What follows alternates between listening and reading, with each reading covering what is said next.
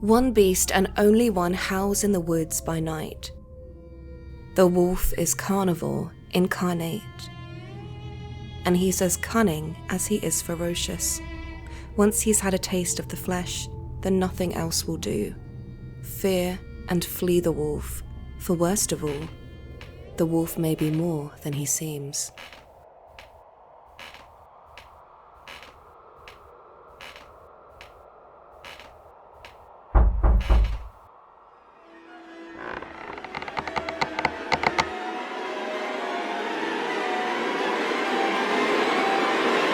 Oh, hey, what's up? You make it here okay? Yeah, I was just, Fortunately, I don't have any tea or anything to offer you, but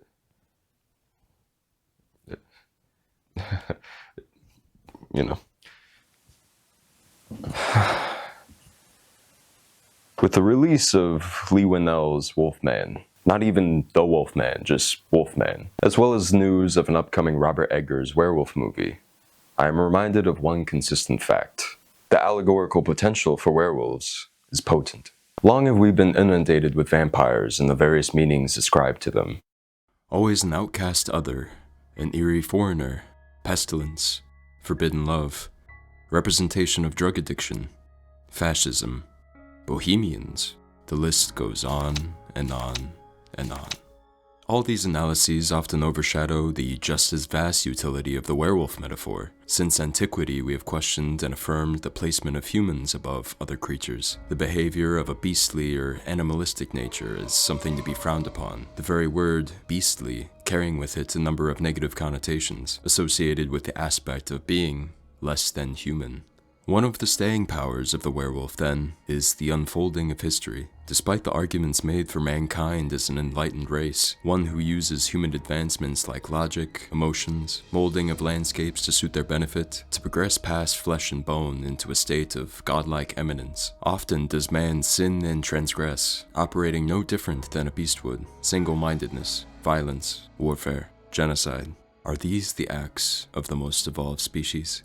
Thus, many storytellers have utilized the were-person mythos to comment on humankind. For much of human history, wolves were actually revered, their cunning and intelligence seen as the closest animal precursor to man. From Rome's founding she-wolf to the wolf pelts adorning berserker warriors, a great power was derived from the wolf. It wasn't until the witch trials of the late Middle Ages that wolves began to be lumped in with black magic. The subsequent persecutions of purported werewolf of Bedburg, Peter Stump, and the hunt for the French beast of Gévaudan, marking a shifting cultural attitude towards the process of beast transformation. In the modern day, the werewolf has been used as an allegory in adoption with historical events. Screenwriter Kurt Siodmak, himself an émigré from Nazi Germany, in his initial drafts for 1941's The Wolfman, once called Among Wolf People, provided commentary on Nazism, the ability of people to transform to baser instincts. The film's pentagram is a marking of death, resembling the Star of David of the condemned. In general, the war and the horrors of Nazi concentration camps reminded the world of man's closeness with a more bestial side. A festering wound reopened with time's progression. Nothing changes, and yet everything is completely different. Though it wasn't until the 1980s that the werewolf subgenre of films saw a resurgence with the enabling of special effects work. In this phase, the pioneering makeup of Rick Baker for An American Werewolf in London. Though there was a renaissance of sorts, where filmmakers could play with their new toys and up the ante on impressive transformation sequences and appearances, not many played with the werewolf as a concept. Instead, most followed a similar formula to that prescribed in the Universal classic. Doomed protagonist is cursed to transform and kill, typically meeting an untimely end. This is not to discredit several works that have successfully upheaved the more formulaic aspects of the modern werewolf legend, though I couldn't help being a tad disappointed by werewolf tales that didn't offer more. That was before I saw the film of today's video. The Company of Wolves, based on the last section of Angela Carter's short story collection, The Bloody Chamber, was released in 1984 and presents a stunningly crafted yarn, yet functions as a bit of an outlier in Neil Jordan's filmography. The Irish artist's second feature as director presents a world in stark contrast to his typically, or typically around this era of his career, more realist pictures and settings therein. Important to remember that this isn't a direct adaptation of all the shorts in Carter's The Bloody Chamber, but rather a condensing of the material, focused primarily on the subject of werewolves. An unprecedented process for both authors, a fantastical setting for Jordan, and the first experience writing directly for film for Carter.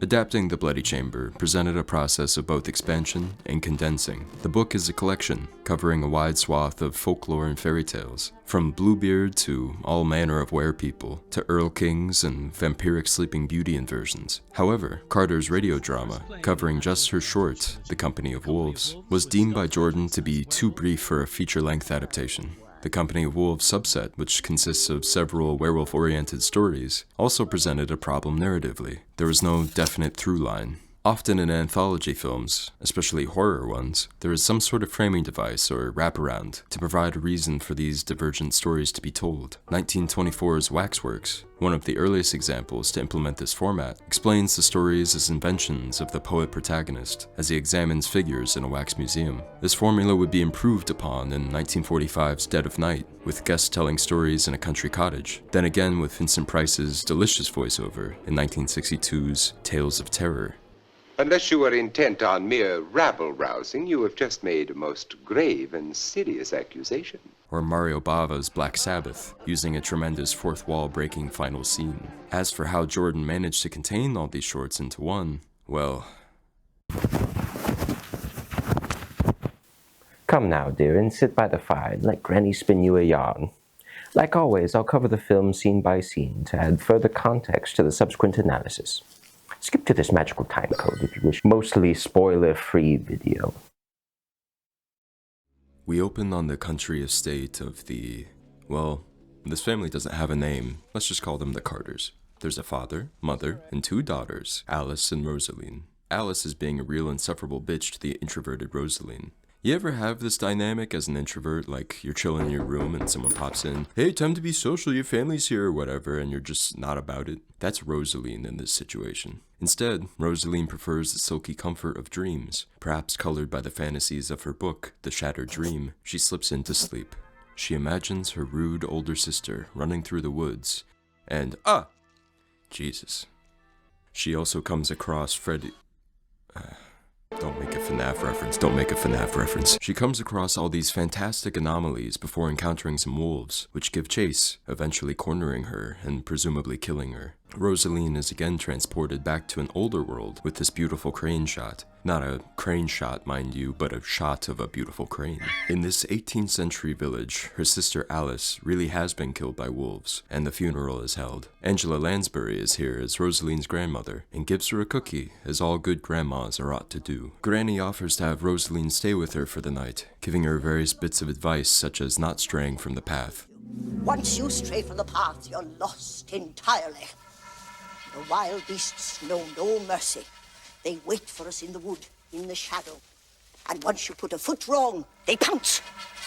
Grandma's knitting a red shawl for Rosaline, soft as a kitten, before regaling her with descriptions of wolves that come in many disguises, the ones hairy on the inside. She tells her the story of a woman from the village who marries a traveler. Unfortunately, their wedding night lovemaking is interrupted by the traveling man's call of nature. In the book, it means to relieve himself. The woman waits for his return, though only sees the appearance of several wolves, concluding after a search reveals no trace of the man, that wolves must have eaten him. She later remarries and has plenty of annoying children. One winter night, the traveler returns, hairy and disheveled. He's hungry and demands to be fed, then becomes angry that the woman had 3 children without him. He transforms into a wolf in the film's arguable special effects highlight. Her new husband comes home and, with one swift chop, beheads the wolf with an axe. The head reverts back to that of the man's. The woman remarks how he looks the same as the day she married him. Her husband slaps her. The next day, Granny and Rosaline return to town, encountering the rambunctious, amorous boy, as he is credited. That night, Rosaline sees her parents having the old hanky-panky and asks her mom about it the next morning, relating it to the beastly tales from Granny. If there's a beast in men,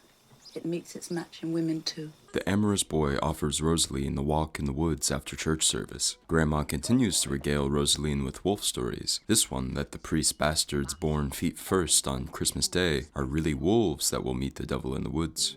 we see just that, with an anachronistic Rolls-Royce pull-up, with motherfucking Terrence Stamp as the devil, giving the boy an elixir that the boy applies to himself before transforming.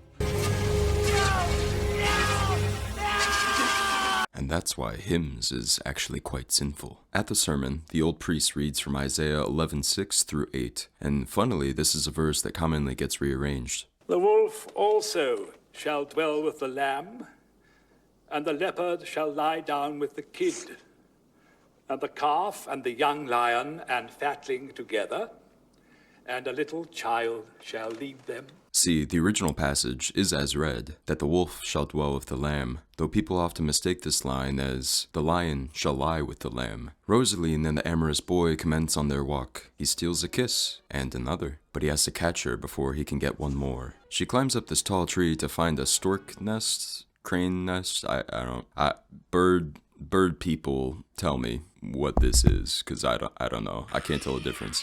Nest and a hand mirror. The eggs crack open to reveal these little stone homunculi that reminded me of the little pro-life fetuses. The amorous boy finds a gutted cow while looking for Rosaline, and literally cries wolf in the village before a big fight breaks out. Rosaline returns with one of the baby figures, which seemingly sheds a tear. Rosaline's father resolves to go on a wolf hunt with other members of the village. While they're out, Rosaline tells her mom a story of a woman in a valley who was betrayed by a nobleman. Appearing pregnant at the nobleman's wedding party, she claims the wolves in the forest are more decent, bewitching them into becoming wolves. Rosaline concludes the tale by saying the wolves would come to serenade her and the baby at night, the pleasure of which derived from knowing the power she had over them. The hunters capture and kill a wolf. The father cuts off the wolf's forepaw, which transforms into a hand, which the family promptly burns. Rosaline makes another trek to Granny's, this time with a knife to protect her. She comes across a very attractive huntsman who has lost his way. They make a bet to see who can get to Granny's house first, he using his compass and her the path. If she wins, she gets his compass. If she loses, he gets a kiss. Hey, she's 13, you sick fuck. Sure enough, he makes it to Granny's first. Granny hits him before he gets a little freaky, and he slaps her head clean off, which shatters as if made of porcelain. When Rosaline arrives, the huntsman tells her that Granny is gone, though she realizes he's eaten her. The huntsman has Rosaline burn her shawl. Who's come to sing us carols then? Only my companions, darling. I love the company of wolves. Oh, he said the thing. The huntsman wishes to collect the prize on his bet. In the process, Rosaline shoots him in the arm, and he engages in a violent transformation to a wolf. She feels remorse for the wounded creature and resolves to tell him one last story. A she-wolf enters a village and is shot in the leg. Coming upon a church, she returns to her human form, a feral child, and is taken in by the priest before entering the village's well. Back in, sort of, reality, the village convenes on Granny's house, where a wolf exits through the window. Upon entering, Rosaline's mum finds another wolf, one wearing Rosaline's necklace, and prevents the hunters from shooting. The wolves escape, rejoining the rest of the pack, making their way through the doll-strewn woods to Rosaline's country home, now seemingly desolate. Rosaline wakes from her slumber, the wolves at her door. She screams as one enters through the window. The concluding lines from Rosaline, read as voiceover over the end credits. Little girls, this seems to say, never stop upon your way. Never trust a stranger friend. No one knows how it will end. As you're pretty, so be wise. Wolves may lurk in every guise. Now, as then, 'tis simple truth. Sweetest tongue has sharpest tooth.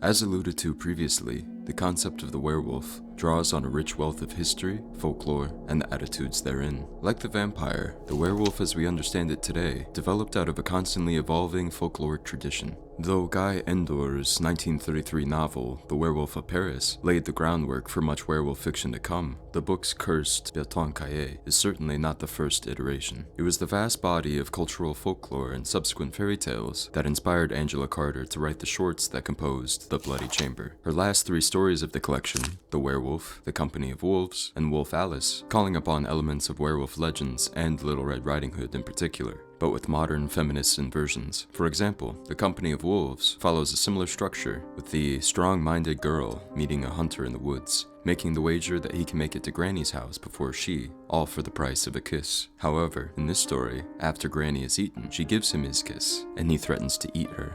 The girl burst out laughing. She knew she was nobody's meat. It ends with the two in a bizarre union.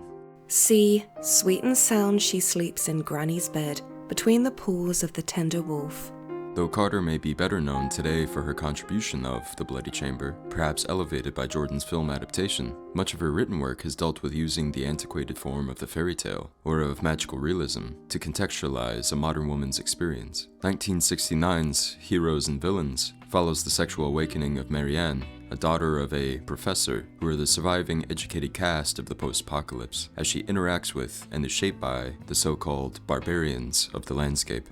1972's The Infernal Desire Machines of Dr. Hoffman is almost science fiction with, in my view, many allusions to German expressionist works and features much eroticism. 1977's The Passion of New Eve is almost an amalgam of the previous two, with the setting beginning in a dystopian New York City before going to a desert wasteland. And oh boy, I cannot begin to describe the plot, but it draws heavily on Greek mythology, namely the story of Tiresias and some Jewish folklore. 1984's Knights of the Circus returns to magical realism, this time following the winged Sophie Fevers and journalist Jack Walzer as they go on a series of adventures, her penultimate novel that bolstered her acclaim in literary circles. But the fairy tale in particular held a most prescient message for her characters. Maria Makinen argues in Angela Carter's The Bloody Chamber and the Decolonization of Feminine Sexuality that Carter used the dark violence of renowned fairy tales as a feminist strategy, reappropriating its use for the women of the stories. Carter's tales do not simply rewrite the old tales by fixing roles of active sexuality for their female protagonists. They rewrite them by playing with and upon, if not preying upon, the earlier misogynistic version. Several feminists of her time were critical of her literature, deeming it merely pornographic and reproducing outdated misogynistic forms. But as Makinen also noted, such a write-off contains two assumptions: that the conservative trend amongst fairy tales cannot be rewritten, and that women cannot be perverse, only men. Which, if you've read Carter's The Sadian Woman, she certainly didn't agree with the latter sentiment. A free woman in an unfree society will be a monster.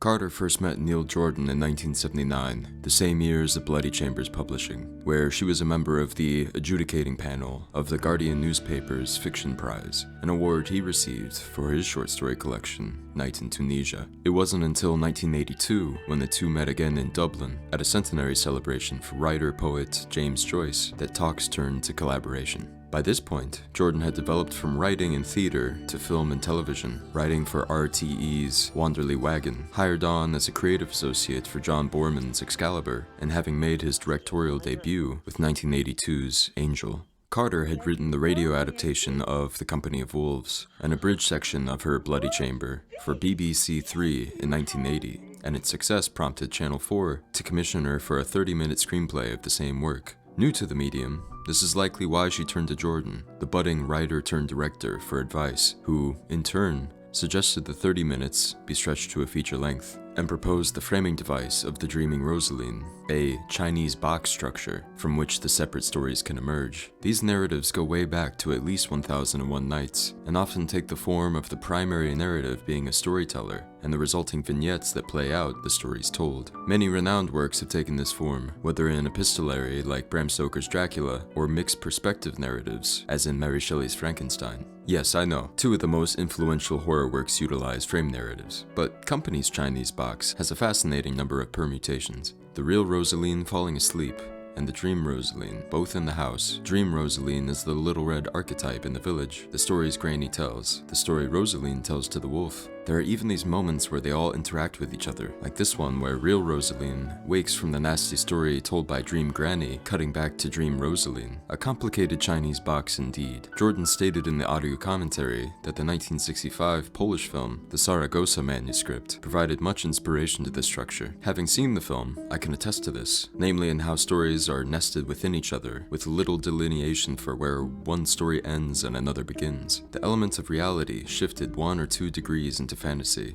and the mood that blends whimsy and the gothic. Of course, I'm getting ahead of myself. Films are generally not made with no funding secured, thus paved the way for Jordan's fortuitous relationship with producer Stephen Woolley. Woolley was the developer, along with partner Nick Powell of Palace Video, which distributed well-known cult films like Eraserhead throughout the UK. After this became Palace Pictures, Jordan and Woolley met with equal propositions. Jordan wanted Woolley for his connections with Channel 4, and Woolley wanted Jordan to make his first film under the Palace Pictures banner. Jordan had begun the script for The Soldier's Wife, what would later become The Crying Game, but had no ending, and, with a recent release holding a similar premise, shelved it in favor of the Carter adaptation. With a budget of £800,000 from Channel 4, plus additional money from the National Film Development Fund, Carter and Jordan began work on the screenplay at her home in South London. Jordan remarked to Angus Finney in The Egos Have Landed, The Rise and Fall of Palace Pictures, that their screenplay had lost all touch with common decency. It became gothic and sensual, carrying a special kind of horror. Images began to come from nowhere, lurid and illogical, but somehow perfect. This brings up the question of authorship in this work. Often pure writers and even screenwriters work in an entirely different world from that of the director, which can lead to conflict. Funnily, the ego of Chayefsky clashed with that of Ken Russell on the set of Altered States, with Russell claiming, "The monkey on my back was always there and wouldn't let go," treating him sassily and driving Chayefsky to remove his name from the credits upon release. Though hard to say for certain, the collaboration between Carter and Jordan appeared to be fruitful, with both coming from a literary background and understanding the world of fantasy. Carter would go on to say that, for the most part, Jordan had final say in terms of where the story would go visually, noting, "It's not my movie, after all. It's filtered through another sensibility which has a good deal in common with mine, but is quite different in many respects. There didn't seem to be any point in writing things he didn't want to film." Sometimes these differences were practical, such as in changing the ending. Carter's ending for the screenplay, still available in the Curious Room, her collection of screenplays, radio plays, and the libretto she had written, is far more surreal. Alice suddenly springs off the bed, up into the air, as if off a diving board. She curls in a graceful jackknife and plummets towards the floor. The floor parts. It is in fact water. She vanishes beneath it. The floor ripples with the aftermath of her dive. Gradually, it settles back into the plain floor again. We see the room for a beat, half forest, half girl's bedroom. There is a whining at the door. It opens under the pressure of one wolf's snout. First the he-wolf enters, then the she-wolf. They nose their way around Alice's things. A far more ambiguous, liberating end for Rosaline, more indicative of Carter's work. However, in the age before computer-generated effects, achieving the shot with the budget they had was unlikely, if not impossible. In his work on the screenplay, Jordan took a free-form approach, finding imagery where it came up and following it to its end, no matter how illogical. He was a poet, after all. The egg scene is probably the most stark example of this in the film, seemingly happening with no rhyme, reason, or follow-up. This could be an allusion to, or a reworking of a scene in Jordan's novella from around the same time, The Dream of a Beast, where the main character dreams of a lady with a swan. The two disappear, and he approaches. I saw my monstrous head reflected there, ringed by a circle of eggs. Were they the swan's, or the woman's?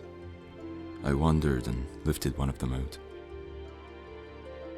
The heat of my unruly paw was anathema to it, for the droplets of water began to sizzle and steam, and a crack spread across the white surface. The sheaves of egg fell away, and the cherub stood there, creaking its downy wings. The scene is inspired by Yeats' 1923 poem, Leda and the Swan, which deals with the contradictory act of sexual violence and sensuality alike. The poem itself was inspired by the Greek myth of Zeus, using the guise of a swan to seduce Leda, Queen of Sparta, which is, interestingly, reenacted by characters in a play in Carter's novel, The Magic Toy Shop. Egg references are even found in the Company of Wolves short story, where the strong-minded child is described as unbroken egg.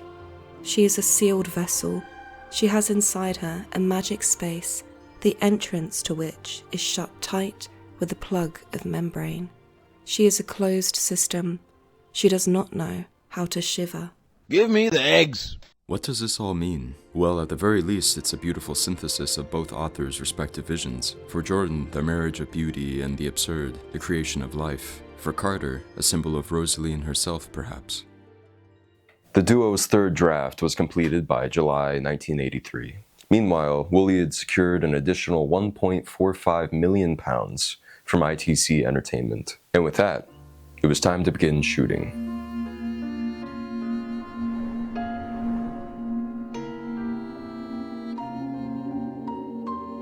I fear I don't give enough love to production designers who are just as responsible, and in some cases more responsible, for the overall look and feel of a film's world. Just as consequential as the several other roles in a film's production, a skilled production designer can work pure magic. Anton Furst was Company's production designer, having worked previously as a special effects technician on Ridley Scott's Alien. With Nigel Phelps acting as his draftsman, this would be his first job in the role, for which he was given landscapes by Samuel Palmer and the Little Red Riding Hood illustrations by Gustave Doré for inspiration. You'll likely recognize the latter as some of the more famous depictions of the fairy tale. Little Red's wide-eyed expression lets us know that grandma getup ain't fooling nobody. Furst himself was heavily inspired by German Expressionism, the work of Fritz Lang and the like, which he would go on to implement to its fullest extent in Tim Burton's Batman years later. Here, Jordan wanted a complete departure from the realist style of his previous feature, Angel, citing the desired look as a lush one, like those in Michael Powell films, especially the neo-romantic naturalism of Gone to Earth, a film also shot at Shepperton Studios. In general, the grand scope of works like George Lucas's original Star Wars films and Ken Russell's The Devils, being filmed at Pinewood Studios with these enormous sets, inspired directors like Jordan to up the scale of their own projects. Despite the budget limitations, Furst set out about making a subjective fantasy world Rosaline's dreams inhabited. Thus, the sets built at Shepperton Studios' two main stages, that of the forest and that of the village, were comprised of something like 8 to 12 three-dimensional trees that could be moved around accordingly, with painted backdrops to fill in the rest. Something that is especially impressive considering how much of this film I figured was shot on location. The result is fascinating. The forest seemingly swallows up everything, feeling like a set you really could get lost in if you strayed from the path. Another area of film production I've hardly touched prior is that of special effects, which seal the deal in terms of movie magic. This is just as diverse a field as production design, from visual effects to sound and makeup. The latter held a particular gravity to the Werewolf film from its inception. Originally, animal transformations were seen as too taxing, either cutting to actual wolves, a la 1925's Wolf Blood, or referring to the transformation off-screen, as in 1931's Dracula. What's that? Running across the lawn. Looks like a huge dog. Or a wolf? 1935's Werewolf of London, the first popular werewolf film, depicts the first anthropomorphic werewolf, though it's a somewhat minimal effect. One legendary special effects makeup artist, Rick Baker, referred to as the Elvis werewolf. Thank you very much. This was both likely so as not to shock public sensibilities, but also to excuse lead actor Henry Hole from the excruciating processes of makeup phenom Jack Pierce. Transformations were done off-screen, except for this clever shot which utilized the passing of columns to depict different stages. Pierce was chiefly responsible for the majority of the Universal monster's iconic looks, one of his penultimate designs being the finally realized wolf-human hybrid of 1941's The Wolfman, achieved by essentially gluing yak hair to Lon Chaney Jr.'s face and singeing it with a hot iron. This would also be the first instance of an on-screen transformation, done by way of overlapping footage of Chaney in different phases of makeup, all while the actor had to remain completely still. However, despite general improvements in werewolf makeup, transformations themselves wouldn't get their revolutionary upgrade until 40 years later, with 1981's The Howling and An American Werewolf in London, respectively. The achievements of mentee Rob Bottin for The Howling and mentor Rick Baker for An American Werewolf The scenes utilize convincing animatronics to pull off the transformations in real time, and still function as milestones for not only werewolf transformations on film, but of creature special effects in general. This new wave of achievements also convinced Carter and Jordan to pursue this adaptation, considering the potential to pull off such effects. The man chosen for the task was British makeup artist Christopher Tucker, who had worked with Bottin and Baker previously, designing prosthetics for the infamous Cantina sequence in Star Wars. His most recent advent was John Hurt's malformed head in The Elephant Man, an impressive feat which directly led to the creation of the Best Makeup category for the Academy Awards. What's interesting about this film's werewolf transformations is that they're all distinct from one another, except for the final form being actual wolves instead of wolf people. The traveler tears off his skin to become a wolf. The boy in the woods sprouts hair from a balm. The aristocrats metamorphose gradually by a curse, and the huntsman's wolf emerges from his mouth. These variants have as much to do with Tucker's imagination as they do with the changing of details in folklore storytelling. The cursing of lycanthropy by a witch can be found as early as Greek mythology, with the story of Lycaon being a notable tale. European traditions identified werewolves by traits such as the unibrows featured here. Granny's maxim of wolves hairy on the inside could even derive from a Russian belief regarding wolf people having bristles under their tongues. The most impressive transformation is also the most controversial in today's viewing audiences. Stephen Ray's werewolf was accomplished in a number of methods. First, Ray would tear the skin off his face, which was a latex prosthesis with muscle painted underneath. Then there were 3 phases of werewolf animatronics, affectionately named Bert 1, 2, and 3. This behind-the-scenes footage is from the 1986 documentary Skin Tricks by Dutch filmmaker Hetty Krapels, and shows how fragile these processes could be at times. Now, I've always thought the final result was impressive, especially the points at which the canine jaws burst from the humanoid skull, and so does its elongated neck, but I do understand criticisms of the appearance of Bert 1.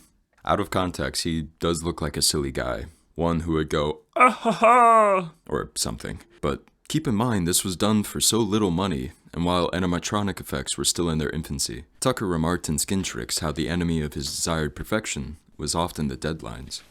But most of the time you're worrying about whether it's, it's this little word by that's the problem. It's the one word that causes all the problems. By, do you say? Yeah, we want it by. Yesterday. Well, whenever it is, it doesn't matter. Whenever it's wanted, it's far too soon, no matter when. If it was 20 years' time, it would still be too soon. Because obviously... Which, in general, is an important maxim to remember about the less than satisfactory results of films widespread. Many of our criticisms are all elements writers, directors, and all roles within a production are cognizant of and have had to contend with. But this is an industry at the end of the day, with limitations in time and budget set upon them. Ideally, for visionaries in their field, a film would have limitless budgets and ample time to achieve their desired results. And that's without the interferences of a money man who want the film to conform to a certain vision. That's why I'm often wary with film criticisms that dogpile on creatives, because certainly they can be responsible for choices that were poor or don't pay off, but far more often it comes down to A, not enough money, B, not enough time, and C, the studio wanting something different.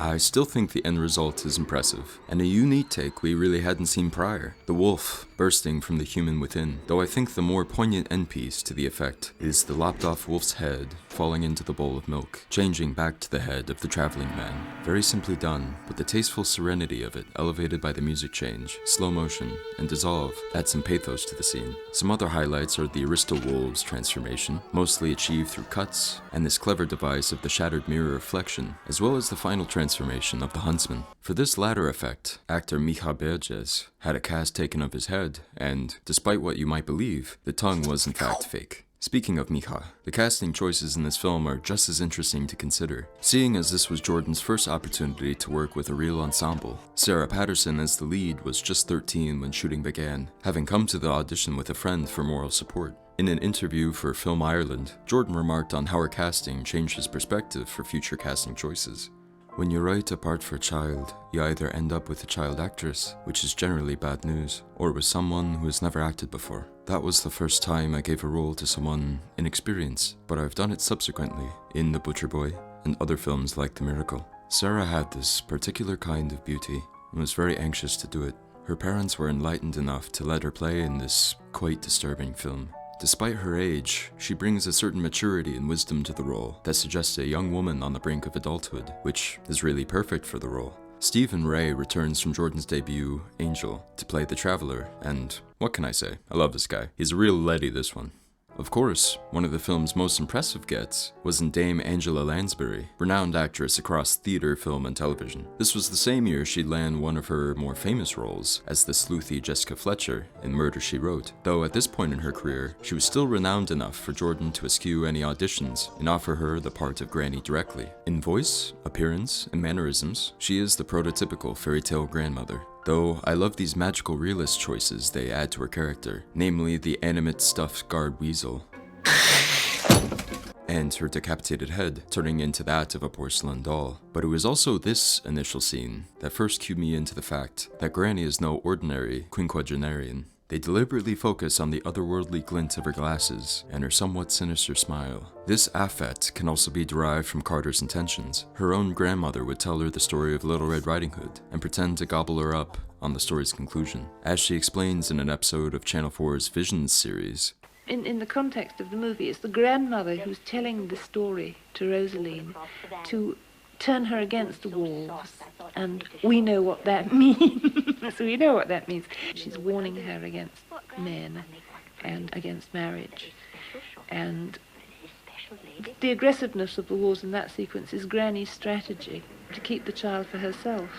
The iconic David Warner was cast as the father, an actor I found underrated, perhaps due to his sizable filmography. Due to an accident sustained in 1981, where he seriously injured both his heels, Warner couldn't sustain being on his feet for long stretches, and is often seen seated in this film. Though somewhat typecast for villain parts, his appearance here as a warm father proves his acting chops. Andy Warhol was initially in talks to portray the Devil in the Woods, though, having recently been shot by radical feminist Valerie Solanas, was wary of traveling and requested his scenes to be shot in New York. Given the limited budget, Jordan instead opted for Terrence Stamp, who he deemed an apt replacement. As a little tidbit, according to Jordan, he was given a real pygmy skull to hold in this scene. Finally, there was Mija Burgess as the huntsman, a performance I'm particularly enamored with.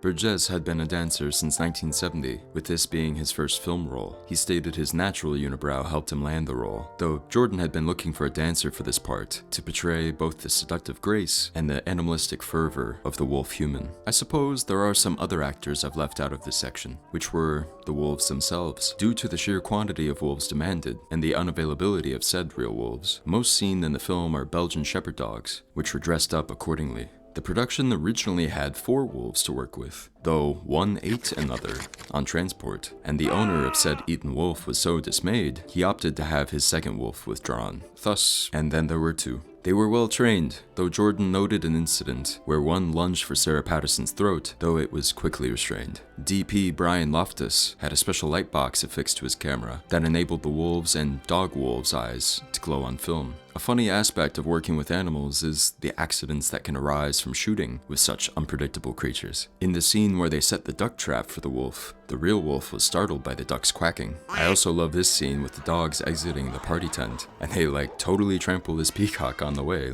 oh, poor guy. Wolves weren't the only creatures utilized for the shoot. Upon subsequent rewatches, I couldn't help but notice the diverse menagerie inhabiting the forest, from frogs and birds to some species of boa constrictor native to England apparently. Jordan at one point cited Night of the Hunter as inspiration, and it can certainly be seen as akin to John and Pearl's fantastic river boat ride sequence.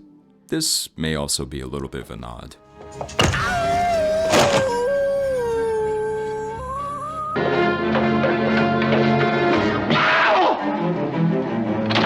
Of course, there were a few scenes they couldn't film. The aforementioned dive into the floorboards ending was nigh impossible to achieve with the special effects of the time, and there was to be a scene in the church featuring an animal clergy, matching the old priest's sermon. But imagine trying to corral sheep, wolves, deer, ox, bear, and cowardly lions, oh my, in all one setting and having them behave. Additionally, the huntsman was scripted to tell his own wolf story to Rosaline upon first meeting, a sympathetic tale in which a pack of wolves raise a human child as their own, but this too was cut for time. In general, shooting went off without a hitch, wrapping up sometime in March of 1984, but perhaps this smooth production was just the idyllic dream encroached upon by the reality of marketing such a beast.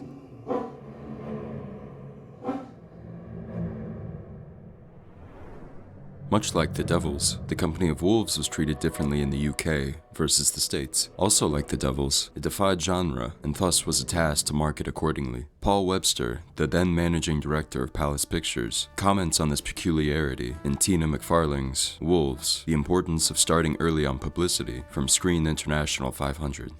We were frankly puzzled with the film when it finished shooting. It had no straight narrative, was not a fantasy, horror, or art film, and after many discussions, we decided to market it as an enigma. Perhaps hoping to first secure the art crowds, the production team displayed a 13-minute showcase at the 1984 Cannes Film Festival, followed by allocating 3/4 of their £200,000 advertising budget on a poster campaign throughout the United Kingdom. However, this effort seemed all for naught when the BBFC slapped an over-18 certificate on the finished film, leading the London Transportation Authority to tear down most of these posters. It seemed the film was deemed scandalous, not so much for the nature of its content, a scene or two of gore and light eroticism notwithstanding, but its tricky morality. From Paul Webster. When we showed the finished film to the censors, we found the absence of a moral lesson created some outrage. A film with little nudity and less sex was seen as an erotic enticement to teenage girls, which, if anything, substantiates Carter's intentions of representing libido via the wolves and of a young woman's nascent sexuality. To the censors, it seemed the inherent implications at bay were more terrifying than the content itself. The premiere was set for September 21st, 1984, and Woolley & Company had to rebound from the failed poster run, with 1/4 of their post-production budget remaining. This was consequential because if Company succeeded in the UK, it had a chance in the States. Palace's strategy was to turn to the tabloids to talk about what an offense it would be that the film's star, 13-year-old Sarah Patterson, wouldn't be able to attend the premiere given the 18 certification. This was true, though, if this picture is any evidence, she did eventually see it accompanied by her parents at the Savoy Cinema in Dublin. Regardless, the press had a field day, and it managed to generate the much-desired hype, earning the film £69,000 in its first week and $1.6 million in its overall run. This was a great start, but to really prove its staying power, it would need to also be successful overseas in Burgerland, USA, and that's where a fatal flaw was made. The new movie called The Company of Wolves brings to life the Little Red Riding Hood story, or in a way, brings it to death with a kind of a scary series of variations on the theme of Little Red Riding Hood and grandmothers and wolves. Woolley & Co. partnered with B-movie impresario, the Cannon Film Group, to market and help distribute the film in America. At this point, most known for the Death Wish sequels only, and the Ninja Trilogy.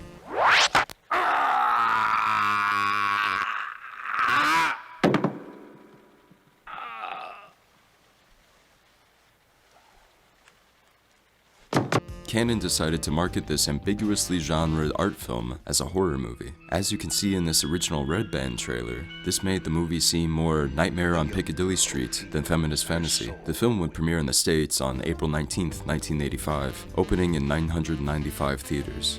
Americans were confused, to say the least. Those hyped for a werewolf movie with practical effects akin to, that one film from that one guy, were mostly disappointed. Art house crowds familiar with Jordan's previous realist work were surprised by this one's interplay of reality and fantasy. Overall, most simply didn't get it.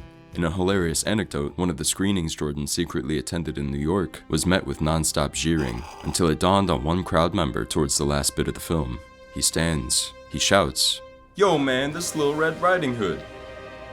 It's a bit too easy to say Americans are simply obtuse or don't enjoy challenging, complex films. After all, films of the Hollywood Renaissance, a loose period of roughly 1967 to 1976, in which auteurs and followers of international art cinema were given free rein, enjoyed quite a bit of commercial and financial success during its run. If you have your kids eat vegetables frequently enough, as opposed to chips and ice cream, they may resent it at first, but will learn to love them and enjoy their nutritional value. But this wasn't the Hollywood Renaissance. This was 1985. I credit the success of 1976's Rocky as having TKO'd Hollywood financiers' business model of film brat enabling. Rambo's premiere in 1982 with First Blood, along with a compendium of Star Wars sequels, meant the blockbuster was here to stay. Why chance all your hard-earned capital on a frivolous Coppola who may have a hit, when you could make reiterations of the same hit with a new coat of paint? Sequels may have meant degradation in artistic quality, but not in earnings, and though Rocky and First Blood may have had humble artistic origins in their first independent showings, future works like Rocky IV, released the same year as Company, and the same year's Rambo First Blood Part 2 showed their truer red, white, and blue colors in upholding a Reaganite, anti-communist status quo. A similar trend was occurring with horror in the form of the slasher craze. A debatably old formula, one could argue the existence of Italian Gialli and Hitchcock Psycho as pioneers of the genre, but after the successful likes of The Texas Chainsaw Massacre, Black Christmas, Nightmare on Elm Street, Friday the 13th ad infinitum, the slasher became an inescapable trend of the 80s, and, likewise, had a largely degrading quality from its subsequent reiterations. This is not to suggest the genre itself is bad, nor that there weren't some gems years after the trend began, but it certainly molded the horror landscape in America. One must ask, is it really effective to market a film as something it's not? Is getting butts in seats worth the ensuing feeling of trickery audiences experience? Would it have been better to cater to an art crowd in America? Did that crowd even exist? The end result of the Company of Wolves' American run was $4.3 million gross, not even enough to cover print and advertising costs. Though it still technically made more in America than the UK, it perhaps wasn't the big splash they had hoped for. The initial critical reaction was mixed, with some praising the updating of the Little Red Riding Hood tale, and some... I'll get to it. Praising the special effects. Others were disappointed with its indefinite genre and the framing device. Particularly, many didn't like the ending. Ah, the ending.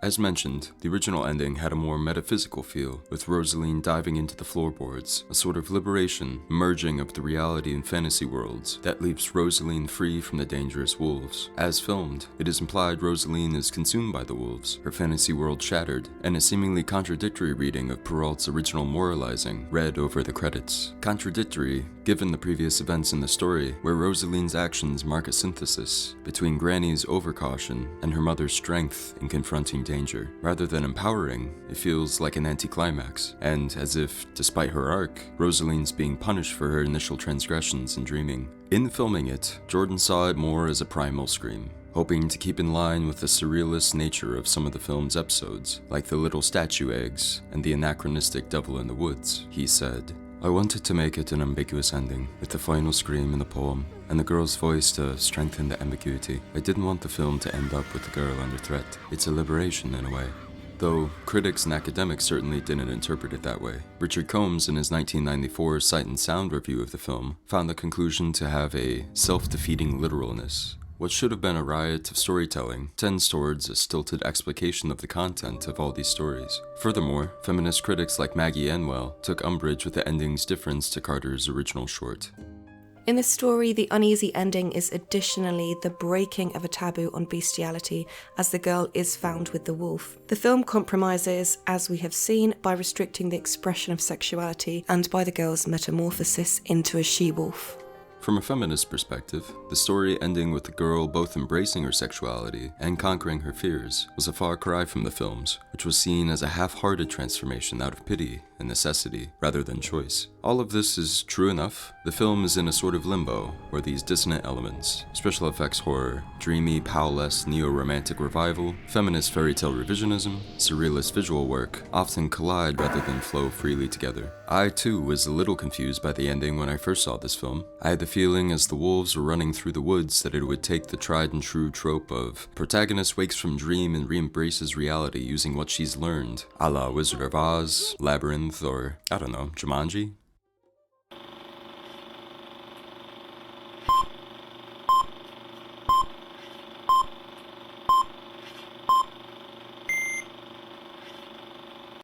The wolves keep running. The landscape melts away. Rosaline wakes up and realizes what's happened. "Mummy!" she cries, bolting to the door. The house is empty. She wonders if the wolves have gotten to her family and begins to cry. POV shot of something fast approaching Rosaline from behind. A wolf?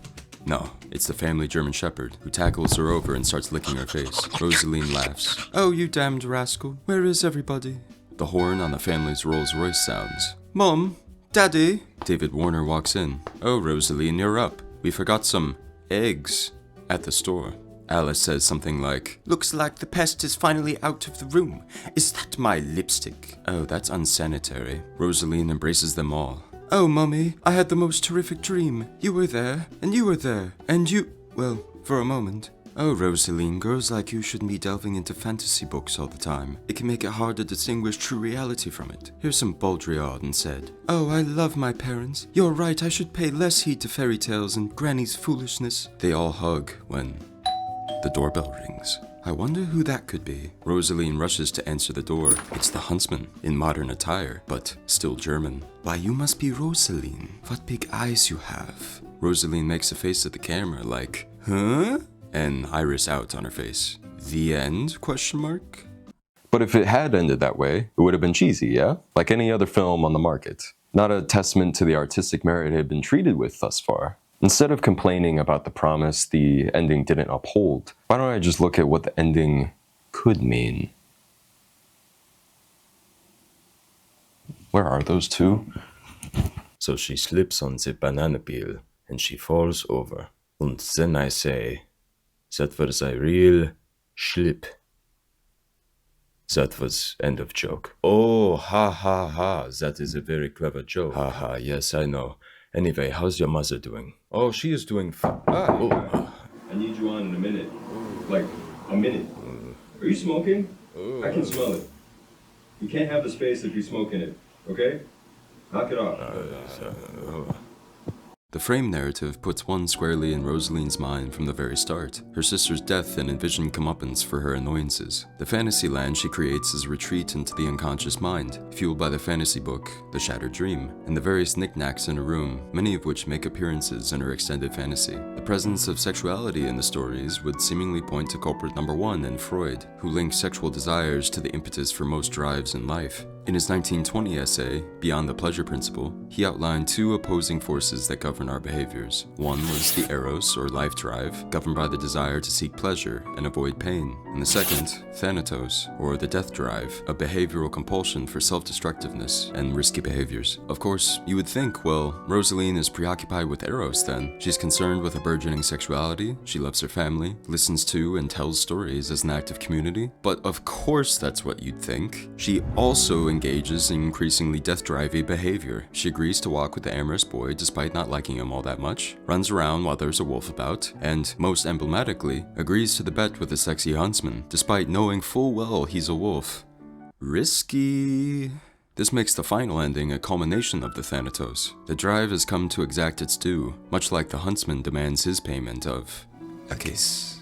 But when concerned with interpreting dreams and reconciling them in the real world, one must turn to Jung. The wolf itself was an important symbol for Jung, one of primal strength, but with their organized pack structure, resembling humanity. This symbolism derives from the ancient, more benevolent view of wolves as close to our kind, Romulus and Remus's she-wolf and the like. In the film, the she-wolf Rosaline transforms into can be read as her animus, the masculine manifestation of her unconscious. Her embracing of this side marks one of the penultimate points in the process of individuation. In Jungian terms, the reconciliation of all parts of the self, the persona, the shadow, and the animus or anima. This would be keeping with the sudden violence. Sometimes the process is a scary one that involves acknowledging the darkest parts of oneself. Thus, Rosaline's ensuing voiceover, calm and otherworldly, supposes this is her after individuation.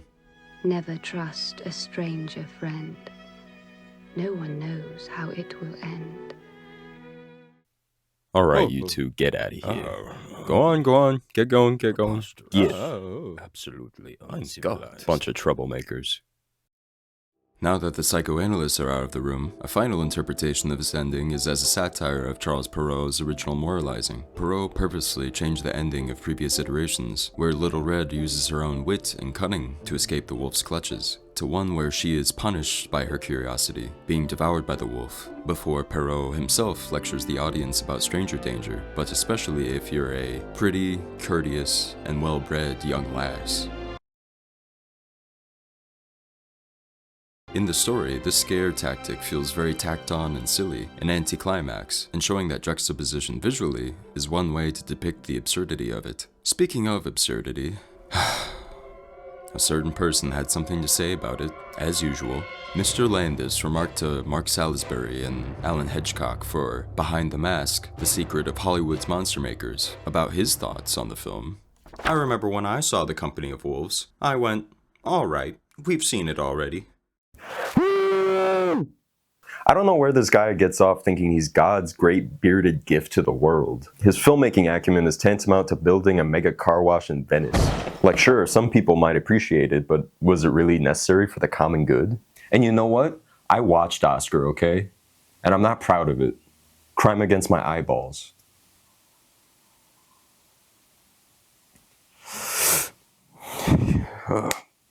You know, these contacts are really starting to hurt my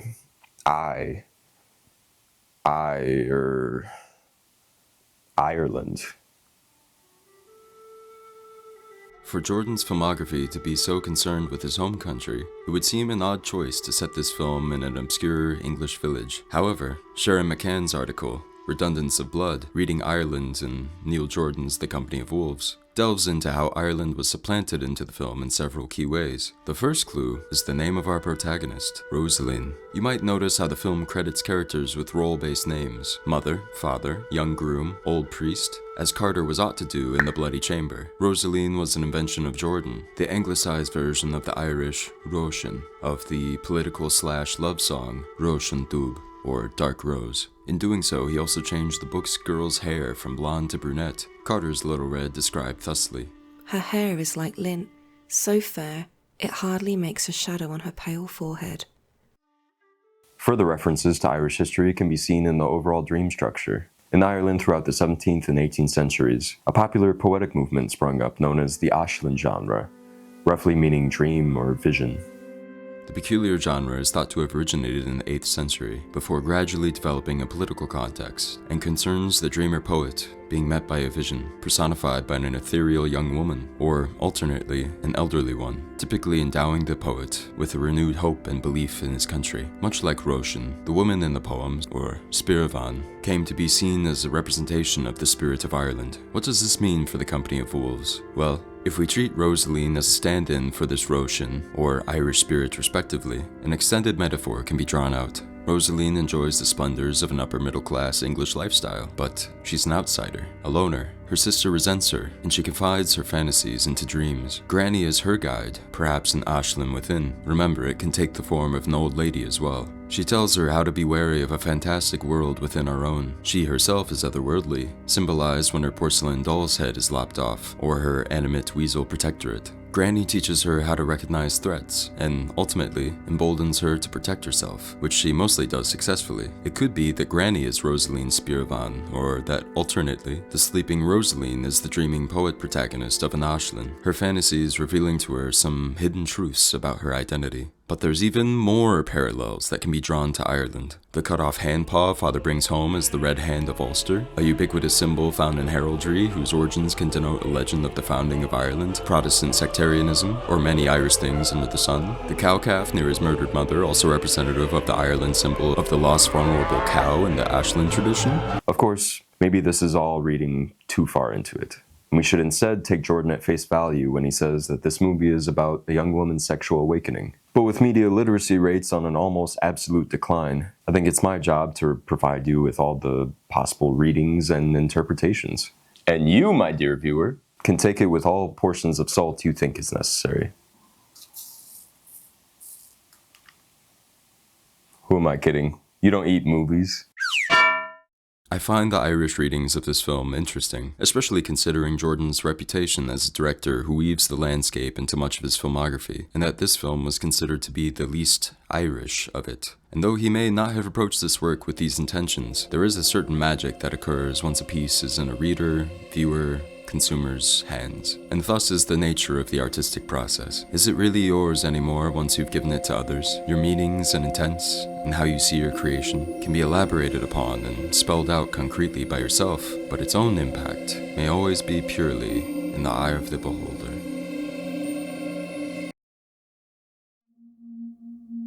And what better way to approach this film as an addition to the werewolf genre? That is to say, is it even a werewolf film? In film, The Wolfman, and in literature, Guy Endor's The Werewolf of Paris, laid the groundwork for the forms this genre would take. The story trappings of a cursed protagonist, with much of the conflict concerning their grappling with their savage fate.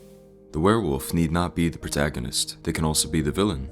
Often, both exist within the same story. Company works outside this realm, often dealing with the older dynamic of beauty's strange relationship with the beast. This is far older than the 1740 fairy tale La Belle et la Bête, itself a derivation of several pieces of folklore across the world, including the French Le Loup Blanc, or the White Wolf, the Italian The Pig King, and, one of my personal favorites, the German Hans my Hedgehog. To understand the many motives for these works is to understand Carter's inversions of them in The Bloody Chamber, Beauty and the Beast, and many similar animal husbandry works. As in, like, having animal husbands. Were used to prepare young women for arranged marriages. At least, they developed that connotation, as catalogists like Perrault and the Grimm brothers formalized them. Little Red Riding Hood's original anticlimax likewise moralizes against the danger of curiosity, at least for young girls. What were originally stories passed down through different cultures developed reactionary messaging. Carter flips these in The Bloody Chamber by rewarding rather than punishing these heroines' innate curiosity, sexuality, etc. In her story, The Tiger's Bride, after following a Beauty and the Beast style setup, in which a father loses his daughter to a beastly lord in a game of cards, the lady is brought before him in the beast's room. The lady is fearful, but approaches, as if offering in myself the key to a peaceable kingdom in which his appetite need not be my extinction. He went still as stone. He was far more frightened of me than I was of him. He approaches her, purring, and begins to slowly lick her skin off, revealing her own beastliness. Perhaps an element incorporated into Company with Rosaline's transformation, but to say the feminist reading of Company or The Bloody Chamber is man equals beast equals bad would be an oversimplification. She-wolves and she-creatures are just as old as were-men. Where there is a human, there is a beast beneath. And I admire the Company of Wolves' effectiveness in this regard. The werewolf film doesn't have to be any one thing. To conform is to die. To transform is always a risk worth taking. Carter and Jordan made plans to collaborate again, but with her premature death in 1992, this marked a milestone in a unique piece between author and filmmaker. Jordan would go on to incorporate the melding of dreams and reality in a number of subsequent works, as well as folkloric entities in High Spirits, Interview with the Vampire, and Byzantinium. Company may remain lesser known, though it was a bold first step in his filmography. Carter certainly left her mark for women in literary fields, and for so-called transgressive fiction all over. Though she likely wouldn't have liked the moniker of fairy godmother, as she elucidates in The Sadian Woman. If women allow themselves to be consoled for their culturally determined lack of access to the modes of intellectual debate by the invocation of hypothetical great goddesses, they are simply flattering themselves into submission, a technique often used on them by men. She is nonetheless remarkable in this period for her success in breathing new life into a faded storytelling format. The Bloody Chamber, as well as much of her work, is proof that regressive genres and forms can be reworked and molded into reflections of reality. And if that's not magic, I don't know what is. Sometimes the best genre films are the ones that stray from the path, the ones unconfined by conventions and tropes, but an amalgam of all different elements that came before it, not as pastiche, but as a wholly new creation. And this film keeps with Jordan's own maxim. When you're writing, particularly in Ireland, everything is reference to everything else. I went into film hoping that it was free of all that, and suddenly you find that there's even more of this baggage. Genre is a critical way of looking at films, but it's also a way of marketing them, and I would like this film to help free people from those straitjackets. The Company of Wolves may not even be a werewolf film, but that's what makes it so special. Now, as then, 'tis simple truth, sweetest tongue, has sharpest tooth. What's up, guys? It's Mr. Vocal Fry himself. Hope my narration wasn't too gravelly. There may be a lot more of you here, and I'm equally thankful and aghast at the reception of my last video. Not to sound like a broken record, but sorry this video took so long to make, and thus much has transpired in the time it took to make, including the passing of Terrence motherfucking Stamp, may he rest in peace. And of course, a lot of politics that coincide with the theses of my prior video. Thank you so much for watching and engaging with my videos. I have more long-form videos in mind, though I'd like to experiment with some shorter works in the future to allow more frequent uploads as well as just some added variety. I much prefer to explore things in depth, but there will be some videos where I wish to simply make a point and head out. You guys are amazing. I'm so appreciative. Keep commenting and talking about this film or other films you've seen. I love hearing from you all. And with that, bye.